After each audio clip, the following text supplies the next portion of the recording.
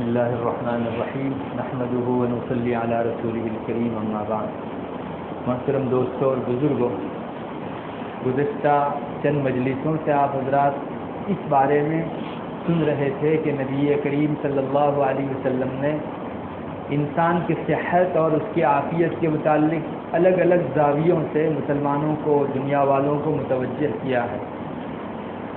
خصوصی طور پر آپ نے 3 باتوں کی طرف امت کی توجہ مبذول کرائی۔ ان میں سے ایک چیز جس کو گزشتہ مجلس میں ذکر کر کے آیا وہ یہ کہ اللہ تعالیٰ کی دی ہوئی صحت کی نعمت پر شکر بھی ادا کرنا چاہیے۔ میں نے پچھلی مجلس میں یہ روایت آپ کو سنائی تھی، بندے کا قیامت کے دن سب سے پہلا جس چیز کا حساب لیا جائے گا تو وہ 2 چیزیں پوچھی جائے گی۔ اللہ فرماویں گے کہ کیا میں نے تجھ کو جسم اور صحت نہیں دی؟ اور اللہ پوچھے گا کہ کیا میں نے تجھ کو ٹھنڈا پانی نہیں پلایا تھا؟ حالانکہ ان نعمتوں کی طرف ہمارا ذہن بھی نہیں جاتا، مگر قیامت کے دن محشر میں سب سے پہلا سوال آپ صلی اللہ علیہ وسلم کے فرمانے کے مطابق صحت کا ہونے والا ہے۔ تو جو لوگ دنیا میں صحت پا کر شکر ادا کرتے ہیں ان کے لیے آسان ہوگا کل کو حساب دینا، اور جو لوگ بے شکری کے ساتھ اللہ تعالیٰ کی اتنی بڑی جسم اور بدن اور صحت اور تندرستی کی نعمت پانے کے باوجود غفلت سے زندگی گزارتے ہیں، کبھی اس کا شکر ادا نہیں کرتے، تو ہم لوگ خود اپنے گریبان میں منہ ڈال کر دیکھ لیں کہ کل کو میرے اللہ نے اگر محشر میں پوری خلقت کے سامنے یہ پوچھا کہ میں نے تجھ کو جسم کی اور بدن کی نعمت دی تھی، اس کا حساب دو، تو میں اور آپ کیا حساب دے سکنے والے ہیں؟ لیکن بات یہ ہے کہ اللہ جس کو بخشنے والا ہوتا ہے اسے شکر کی توفیق بھی عطا فرماتا ہے۔ ہم کو چاہیے کہ ہم لوگ اللہ تعالیٰ کا شکر جہاں اور نعمتوں پر ادا کرتے ہیں وہیں ہمارے بدن کی صحت پر بھی اللہ کا شکر ادا کریں۔ اور نبی کریم صلی اللہ علیہ وسلم کے دعاؤں کے اندر بھی یہ چیز ملتی ہے، ہمارے بزرگان دین سے جو معصور دعائیں ہیں ان کے اندر بھی یہ چیز ملتی ہے۔ سچی بات یہ ہے کہ انسان اللہ کا شکر ادا نہیں کر سکتا۔ دوسرے نمبر پر شکر کی توفیق بھی اللہ کی مدد کے بغیر نہیں مل سکتی۔ ہم لوگوں میں سے خود ہر ایک اپنے گریبان میں منہ ڈال کر دے کہ پچھلے دنوں میں ہم نے اپنے ان بدن کی نعمتوں میں سے کتنی نعمت کا شکر ادا کیا۔ بہت کم ہم لوگ پائیں گے کہ اللہ کی اتنی بڑی نعمت کے سامنے ہم نے شکر ادا کیا۔ تو یہ بھی ایک مانگنے کی چیز ہے کہ اللہ تو ہمیں شکر کی توفیق مرحمت فرما، اس لیے کہ وہ جسے توفیق دیتا ہے وہ شکر ادا کرتا ہے، ورنہ ہما شما کا کوئی شمار نہیں ہے۔ معصور دعاؤں میں اس سلسلے میں مستقل اللہ سے مانگنا سکھایا گیا ہے، چنانچہ مناجات مقبول وغیرہ کے اندر یہ دعا معصور ملتی ہے، اللہم انی اسألک فرجا قریبا وصبرا جمیلا ورزقا واسعا والعافیة من جمیع البلاء، اللہم انی اسألک تمام العافیہ واسألک دوام العافیہ واسألک الشکر علی العافیہ۔ یہ اتنی بڑی چیز ہے کہ بڑے ذہنوں میں ہی یہ چیز آ سکتی ہے، ہمارے چھوٹے ذہن سے اس کا ادراک بھی نہیں کر سکتے، احساس بھی نہیں کر سکتے۔ اس دعا میں یہ مانگا گیا کہ اللہ بہت قریبی مجھ کو اچھی صبر نصیب فرما اور بہت قریبی وسعت اور کشادگی عطا فرما، اور ایک ٹکڑا والعافیۃ من جمیع البلاء، جتنی مصیبتیں آپ جانتے ہیں ان سب سے مجھے آپ عافیت میں اور صحت کے اندر رکھیے۔ پھر ایک بات یہ اللہ سے مانگی جا رہی ہے، اے اللہ میں پوری صحت و عافیت مانگتا ہوں۔ دنیا میں کتنے لوگ ہیں جن کو صحت میسر ہے لیکن بدن کے کچھ اعضاء تندرست ہیں اور کچھ اعضاء کو عافیت حاصل نہیں ہے۔ جیسے کسی کی کڈنی کمزور پڑ گئی ہے، پھیپھڑے کمزور پڑ گئے ہیں، بدن کے باقی سارے اعضاء خوب ہیں لیکن کچھ حصہ عافیت والا نہیں ہے۔ اللہ سے یہ مانگا جانا چاہیے، اللہم انی اسألک تمام العافیہ، بھرپور ہر طرح کی عافیت اللہ میں تجھ سے مانگتا ہوں۔ اور عافیت جیسا کہ میں نے شروع میں آپ کو بتایا تھا، یہ تو ہم اردو میں تندرستی ترجمہ کرتے ہیں، ورنہ ہر پریشانی، ہر بلا، چاہے جسمانی ہو یا خارجی، ہر قسم کی بلاؤں سے انسان کا محفوظ رہنا یہ عافیت کہلاتا ہے۔ عربی میں بہت وسیع مفہوم رکھنے والا یہ لفظ ہے۔ علامہ رفاعی سے کسی نے پوچھا ایک مرتبہ کہ حضرت عافیت کس چیز کا نام ہے؟ فرمانے لگے کہ تم کو پیٹ بھر کھانا ملتا رہے، یا 1-2 لقمے جس سے تم پیٹ بھر سکو اتنا کھانا ملتا رہے، تمہاری سانس اچھی طرح آتی جاتی رہے، اور تم کو اللہ کے ذکر کی توفیق ہوتی رہے. یہ ہے عافیت. اتنا بھی اگر کسی کو میسر ہے سمجھو اللہ کی طرف سے عافیت ملی ہوئی ہے.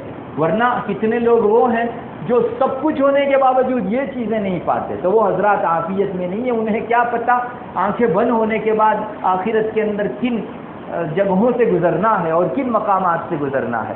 غالباً فضائل اعمال میں کسی جگہ یہ واقعہ آپ نے بھی شاید سن رکھا ہوگا. ایک شخص جنگل میں جا رہے تھے, گم ہو گئے. اس وقت جنگل کا سفر ہوا کرتا تھا, تو دور سے دیکھا ایک گوشت کا لوتھڑا پڑا ہوا.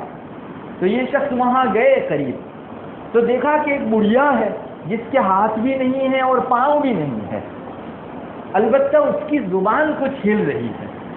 تو فرمایا اس بزرگ نے کہ میں قریب گیا اور اس کی زبان کے اوپر میرا کان رکھا کہ کیا بول رہی ہے.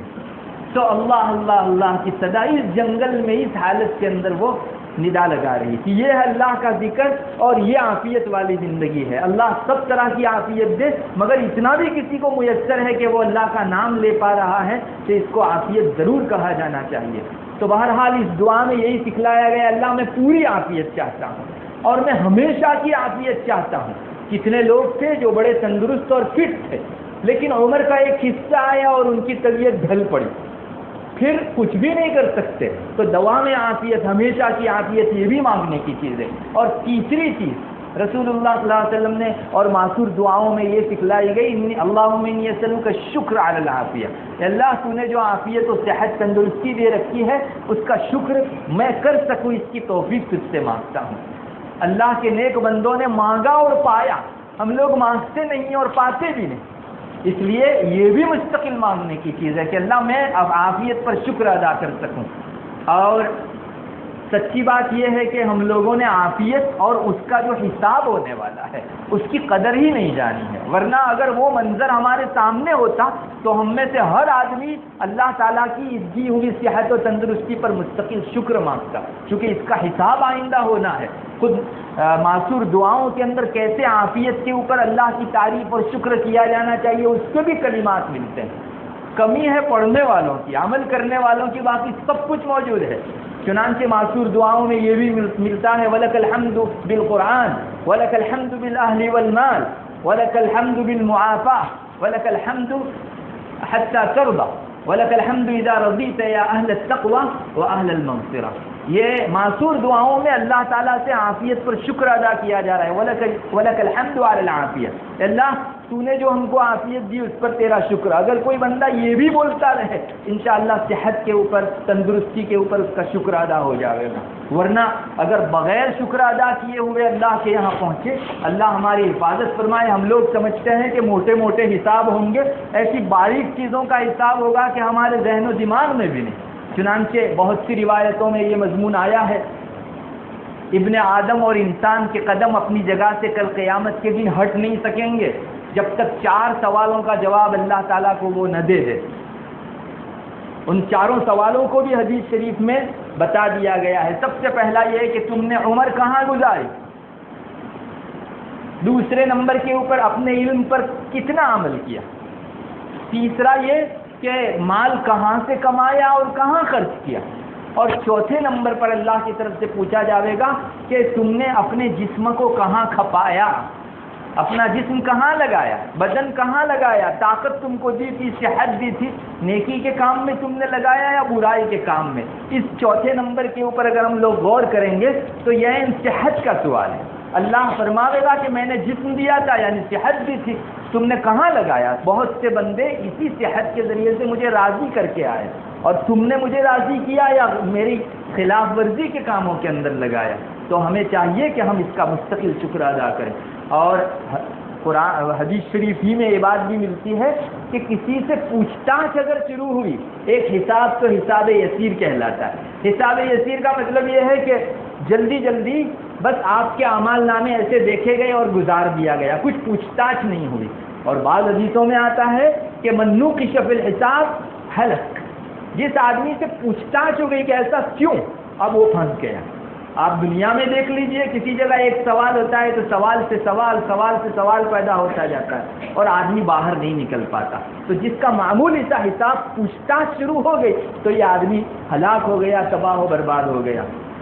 اور ہمارے ان نعمتوں کے اوپر اللہ تعالیٰ کا ہم لوگ شکر ادا کریں، ورنہ ہم لوگ اگر یہ سمجھیں کہ ہماری دنیا بھر کی یہ نیکیاں جو ہیں وہ وہاں حساب کے بدلے میں ہم دے دیں گے، شکر کے بدلے میں دے دیں گے، اس سلسلے میں بھی حدیث شریف میں ہم کو متنبہ کیا گیا. ایک روایت میں آتا ہے کہ کل انسان کے 3 اعمال نامے کھولے جائیں گے.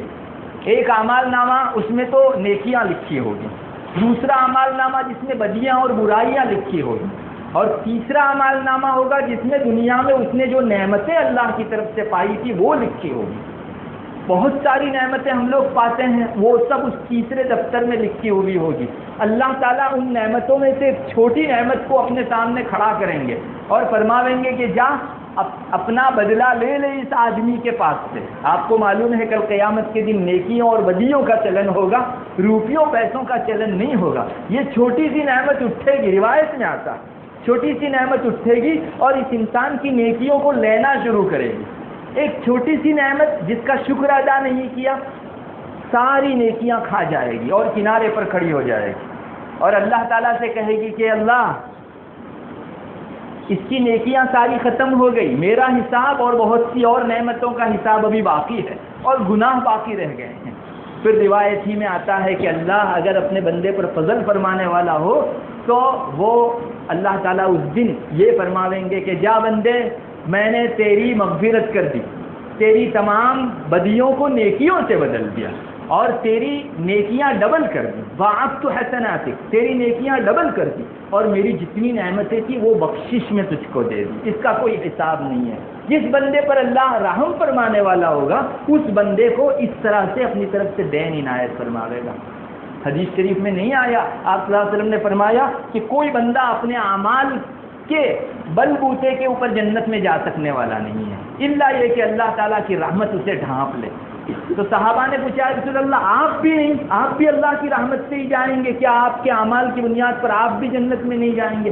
آپ نے فرمایا جی میں بھی نہیں، الا یہ کہ اللہ تعالیٰ مجھ کو اپنی رحمتوں میں ڈھانپ لے.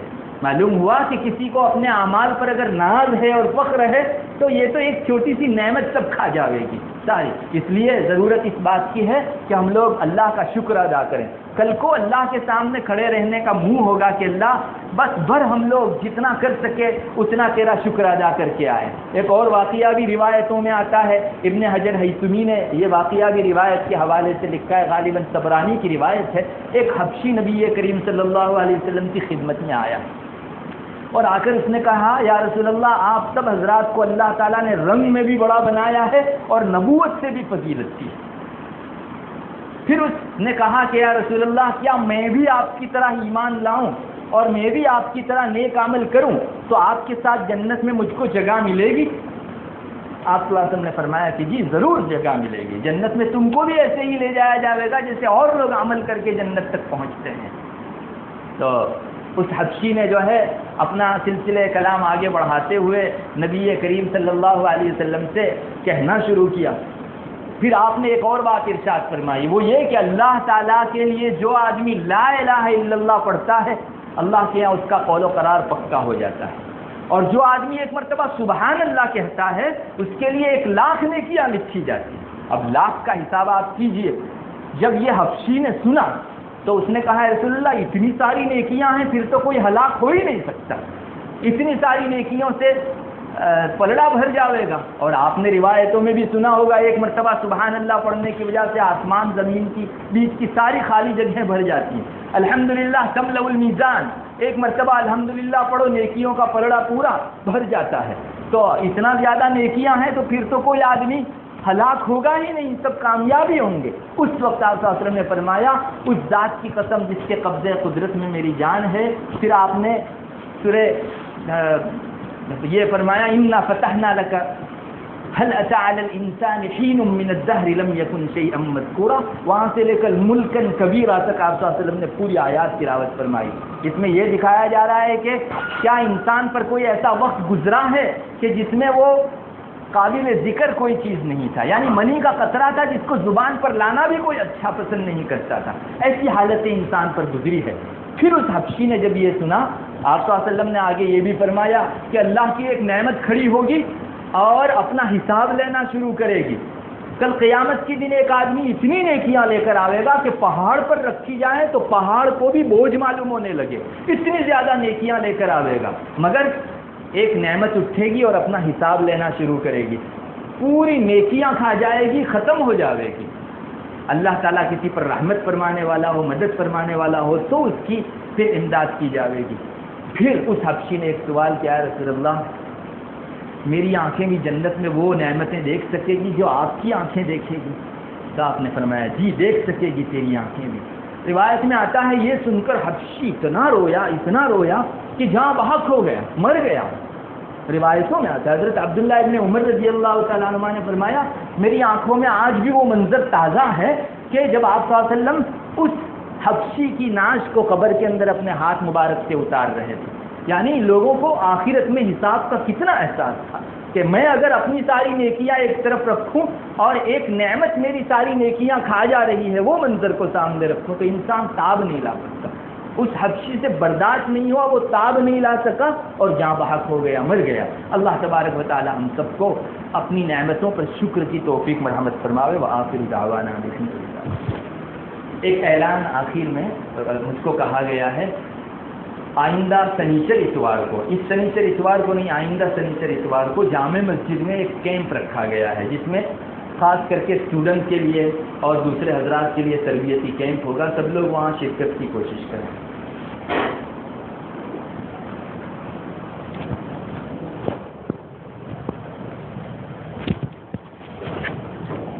دے